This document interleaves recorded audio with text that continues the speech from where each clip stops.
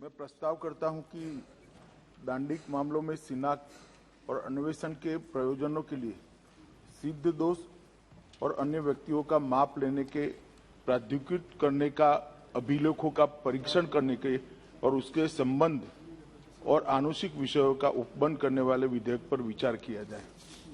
माननीय अध्यक्ष जी, आज मैं ये महान सदन के सामने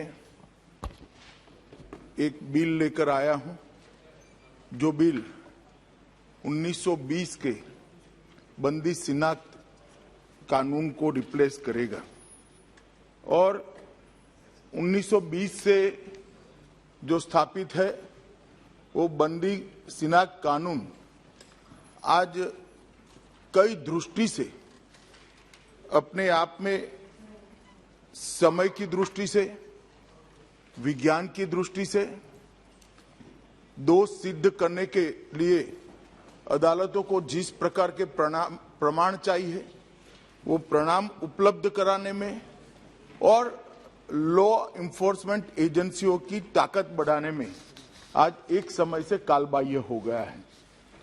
इसको रिप्लेस करके दंड प्रक्रिया शिनाख्त विधेयक 2022 आज मैं जो लेकर आया हूं, उससे ये सारे जो कालबाह्य हुए छिद्र है इसकी न केवल भरपाई होगी और दोष सिद्ध करने के प्रमाण के अंदर बहुत बड़ा इजाफा भी कर पाएंगे।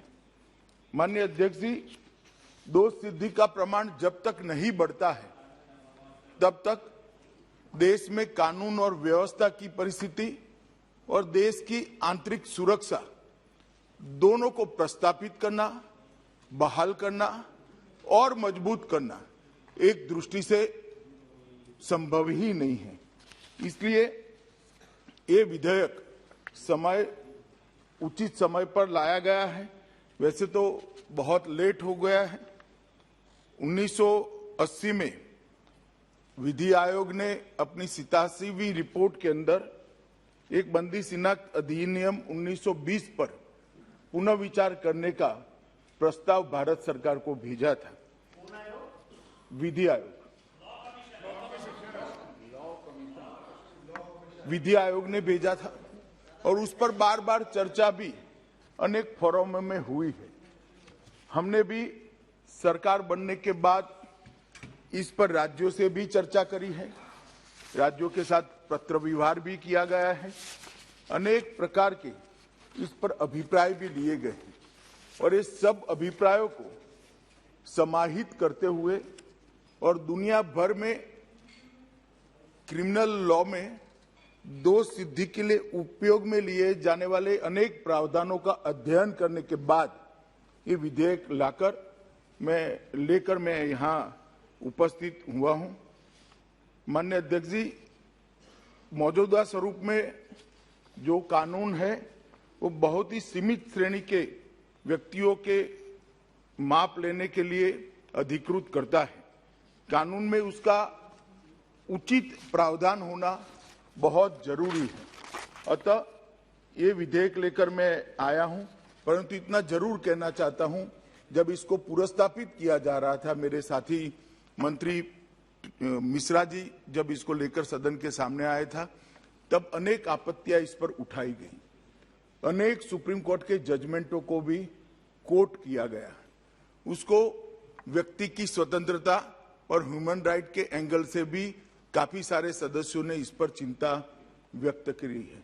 चिंता उनकी वाजिब है, परंतु इस सब का इसके अंदर उनकी चिंताओं की भी चिंता इसके अंदर कर ली गई है। वो बाद में मैं जब जवाब दूंगा तब बताऊंगा।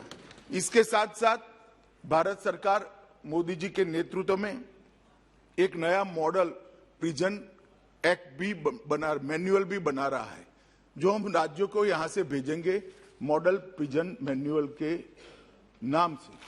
वो प्रिजन मैन्युअल भेजने के बाद कई सारी चिंता है जो इसके अंदर कवर हो जाएगी।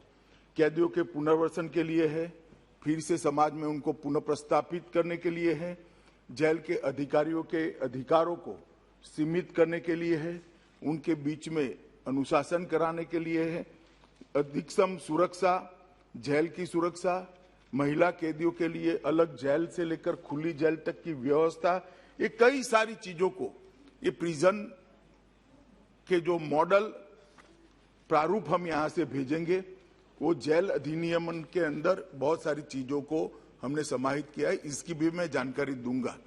तो कृपया इस बिल को अकेले में आइसोलेशन में देखने की बजाय आने वाले मॉडल प्रिजन जेल मैनुअल के साथ मिलाकर देखना होगा और ढेर सारी चीजों को हमने स्वीकारना भी होगा कि समय पर अगर हम इसके अंदर बदलाव नहीं करते हैं तो हमारी अदालतों को जो साक्ष्य हमने दोष सिद्धि के लिए अदालतों की मदद के लिए जो उपलब्ध कराने हैं, इसमें हम पीछे रहते हैं, दोष सिद्धि का दर भी नहीं बढ़ता है और एक प्रकार से इन्वेस्टिगेशन के अंदर भी मदद नहीं मिलती है।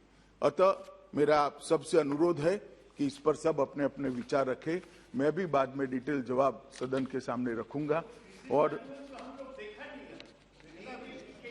नहीं देखेंगे क्योंकि आप सरकार में नहीं हैं। अभी सरकार बना रही है, मैं बताऊंगा इसके बारे में। सरकार में आप होते तो जरूर देखते दादा। तो इसका भी मैं दादा ने जो कहा इसको मैं बताऊंगा, इसके कुछ डायमेंशन भी सदन के सामने रखूंगा। मैं एडवांस में आश्वस्त करने के लिए कह रहा हूं। नहीं, मैं कभी किसी को नहीं डांटता हूं। मेरी आवाज जरा ऊंचा है, मेरी मैन्युफैक्चरिंग डिफेक्ट है। मैं कभी किसी को ना, मैं गुस्से होता हूं। कभी कश्मीर का सवाल आता है तो हो जाता हूं, बाकी गुस्से नहीं होता। तो माननीय अध्यक्ष जी, अतः मेरा सभी सदन के पक्ष विपक्ष सभी सदस्यों से अनुरोध है, इसको एक अलग दृष्टिकोण से देखा जाए। इसके पीछे सरकार की मंशा कानून को और ज्यादा मजबूती के साथ प्रस्तावित करने के अलावा कुछ नहीं है।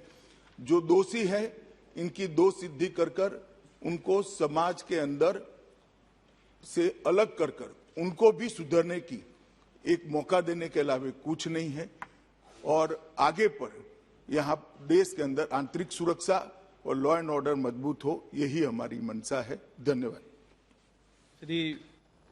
ಹೆಚ್ಚಿನ ವಿಡಿಯೋಗಳಿಗೆ ಪ್ರತಿಧ್ವನಿ ಯೂಟ್ಯೂಬ್ ಚಾನೆಲ್ ಸಬ್ಸ್ಕ್ರೈಬ್ ಮಾಡಿ, ಬೆಲ್ ಐಕಾನ್ ಕ್ಲಿಕ್ ಮಾಡಿ।